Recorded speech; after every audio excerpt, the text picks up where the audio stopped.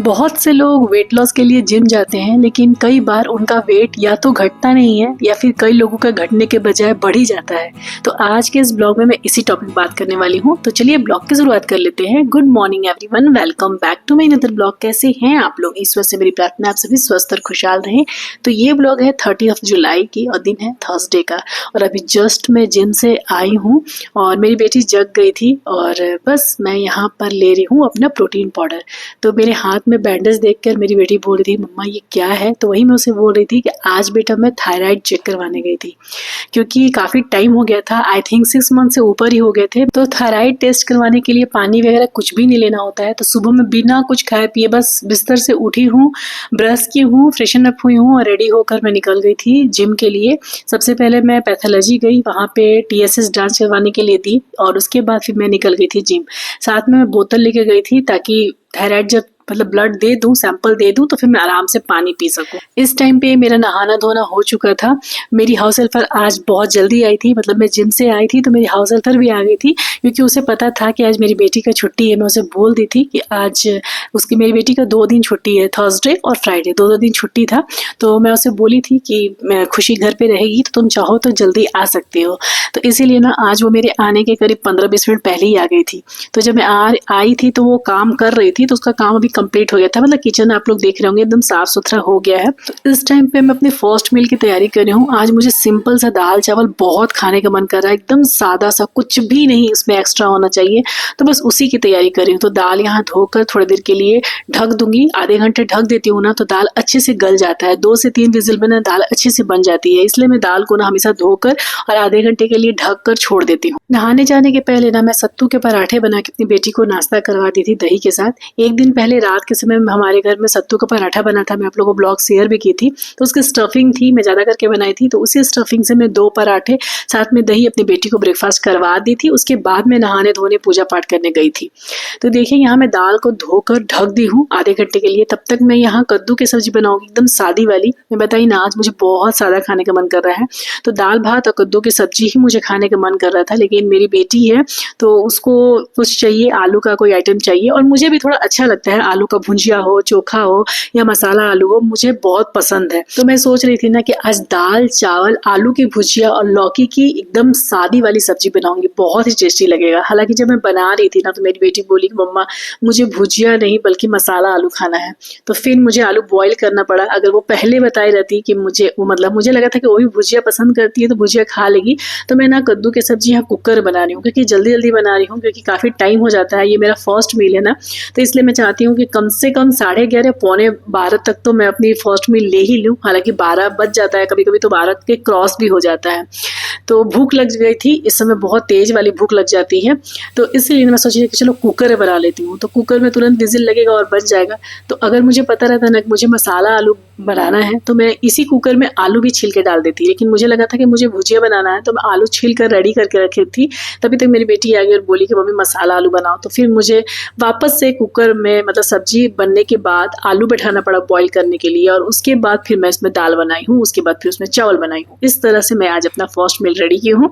तो चलिए मील बनाते बनाते आज के ब्लॉग के टॉपिक पे बात कर लेते हैं, और उसके बाद मैं दिखाऊंगी अपनी फर्स्ट मील की थाली। हम में से बहुत सारे लोगों के साथ ऐसा होता होगा कि हम वेट कम करने के लिए जिम जाना शुरू करते हैं, तो कई बार हमारा वेट उतनी तेजी से कम नहीं होता है। हम सोचते हैं कि हम रोज जिम जा रहे हैं, इतनी मेहनत कर रहे हैं, वर्कआउट कर रहे हैं, फिर भी वेइंग स्केल पर मेरा वेट वैसा ही का वैसा क्यों है, ऐसा हम सबके मन में आता है। तो क्या जिम जाने से वेट लॉस रुक जाता है? तो इसका जवाब है नहीं, ऐसा बिल्कुल नहीं होता है। एक्चुअली में होता क्या है, जिम शुरू करने के बाद हमारी बॉडी में बहुत सारे बदलाव होते हैं जो सिर्फ वेइंग मशीन पर दिखाई नहीं देते। इतनी सी बात होती है। इसे इस तरह से समझते हैं, जब हमारा वेट काफी ज्यादा होता है, जैसे 70 kg, 80 kg, 85 kg या उससे भी ज्यादा वेट होता है, और हम घर पर अपनी डाइट को थोड़ा सा कंट्रोल करते हैं और घर पर थोड़ा बहुत भी एक्सरसाइज शुरू करते हैं, तो हमारा वेट काफी तेजी से कम होने लगता है।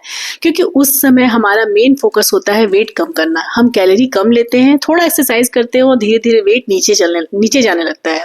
लेकिन जब हमारा वेट काफी कम हो जाता है, यानी एक नॉर्मल या हेल्दी रेंज के आसपास पहुंच जाता है, तो हमारी बॉडी को शेप देने के लिए या उसे टोन करने के लिए थोड़ा अलग तरीके से काम करना पड़ता है। और यहीं पर जिम और स्ट्रेंथ ट्रेनिंग बहुत काम आती है, क्योंकि कैलोरी कम लेने से और नॉर्मल एक्सरसाइज करने से आप अपना वेट कम कर सकते हैं, लेकिन आपकी बॉडी टोन नहीं दिखेगी। बस आप सिर्फ दुबले लगेंगे, आप हल्के रहेंगे, आपका वेइंग स्केल पर वेट कम होगा।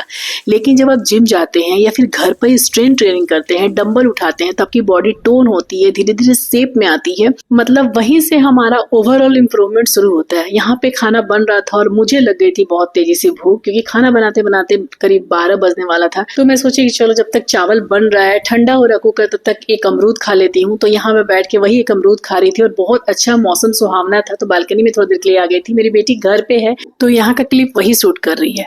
जब हम जिम जाते हैं, वेट ट्रेनिंग करते हैं या घर पर ही वेट ट्रेनिंग करते हैं, तो हमारा गोल होता है हमारी बॉडी स्ट्रांग हो, टोन हो और बॉडी से फैट धीरे धीरे कम हो। इसलिए कई बार ऐसा होता है कि हम जिम भी जा रहे होते हैं, खाना भी कंट्रोल कर रहे होते हैं, लेकिन वेइंग स्केल पर वेट बहुत धीरे धीरे कम होता है या कुछ समय के लिए लगभग रुक ही जाता है। इस बात को एक एग्जांपल से समझते हैं। मान लीजिए आपका वेट 65 kg है, आपने जिम शुरू किया, रेगुलर वर्कआउट शुरू किया और खाने का भी ध्यान रखा।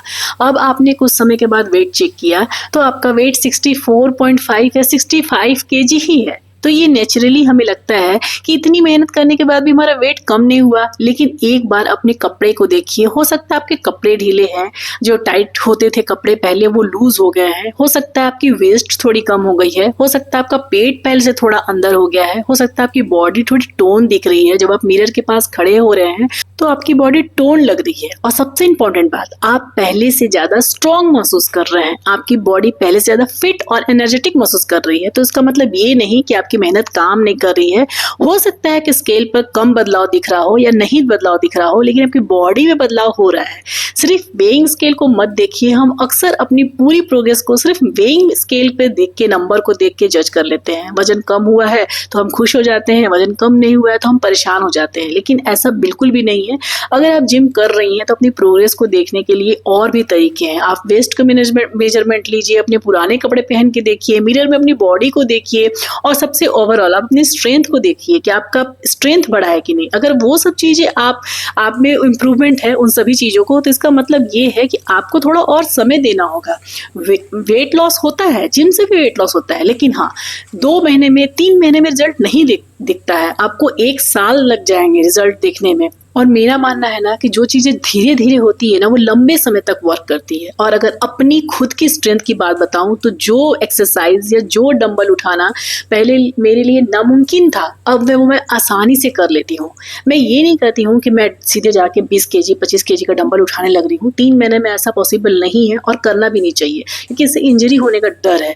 लेकिन हाँ, मेरी प्रोग्रेस पहले से बेटर है, ये मुझे खुद महसूस होता है कि नहीं। पहले जो कि मैं डरती थी वर्कआउट करते समय या जिस एक्सरसाइज को करने में या जिस मशीन को यूज करने में मुझे लगता था कि नहीं ये मुझसे नहीं हो पाएगा, ये मैं कभी नहीं कर पाऊंगी, वो एटलीस्ट मैं कर पा रही हूँ।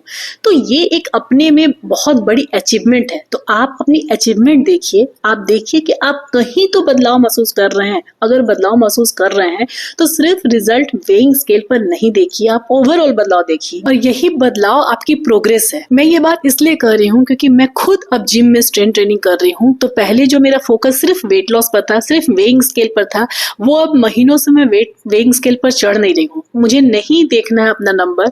मैं अपनी ट्रेनर को भी जब बोलती हूँ ना तो हंस के बोलती है कि वेइंग स्केल पर मत चढ़िएगा वरना वो बुरा मान जाएगा। ऐसे वो हंस के बोलती है। जब मुझे लगेगा तो मैं खुद बोलूंगी अभी मत चढ़िएगा वेइंग स्केल पर, नहीं तो वो बुरा मान जाएगा। तो फिर मैं भी हंस के टाल देती हूँ। अब मैं चाहती हूँ कि मेरी बॉडी स्ट्रांग हो, मेरे मसल्स मजबूत हो, बॉडी टोन हो, और धीरे धीरे फिर मेरा फैट लॉस भी हो जाएगा धीरे धीरे, लेकिन समय लगेगा। और मोस्ट इम्पॉर्टेंट बात, सभी की बॉडी अलग होती है, अलग तरीके से वर्क करती है। तो अगर आप में बदलाव नहीं दिख रहा है तो थोड़ा सा टाइम दीजिए। किसी किसी का 1 2 3 महीने में रिजल्ट दिख जाता है, किसी किसी का 6 महीने में दिखता है, किसी किसी का 1 साल भी लग जाता है, लेकिन दिखेगा जरूर। लेकिन उतना समय तक आपको पेशेंसली कंटिन्यूसली अपने बॉडी पर या अपनी डाइट पर या अपने वर्कआउट पर ध्यान रखना होगा। इस टाइम की बात करूँ तो ये डिनर का टाइम है और मैं बना रही हूँ पनीर के पराठे। और यहाँ पर ना मेरे गैस खत्म हो गए थे, मुझे पता नहीं था। गैस दोनों सिलेंडर, एक सिलेंडर ऑलरेडी खत्म था जब से सिलेंडर का मैं कवर लगवा दी हूँ ना, तब से मुझे पता ही नहीं चलता है कि सिलेंडर भरा है या खाली, मेरे ध्यान से उतर जाता है। तो जो सिलेंडर कवर के अंदर है डाइनिंग टेबल के पास, वो भी खाली था, और जो इतने दिन से मैं यूज कर रही थी वो भी शाम के समय चाय बनाने के बाद अचानक से बंद हो गया और मेरे ध्यान में नहीं रहा।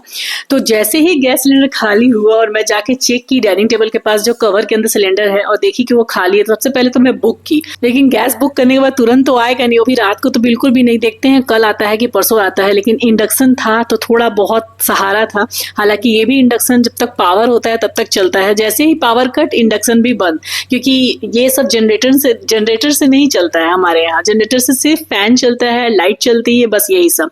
तो एनीवे किसी तरह पराठे में बना ली हूँ। हालांकि उतना अच्छा से तो नहीं बना इंडक्शन पर, क्योंकि मेरा जो तवा है ना वो इंडक्शन वाला तवा है ही नहीं, लेकिन मैं किसी तरह बनाई हूँ। तो चटनी वगैरह थी नहीं, तो बस वही एक पनीर के पराठे थोड़ा सा अचार के साथ ले ली हूँ। हालांकि मैं रात को अचार अवॉइड करती हूँ, लेकिन आज कुछ नहीं था तो मैं सोची कि चलो एक अचार के साथ थोड़े से पराठे खा लेती हूँ। तो ये था मेरी सेकेंड मील।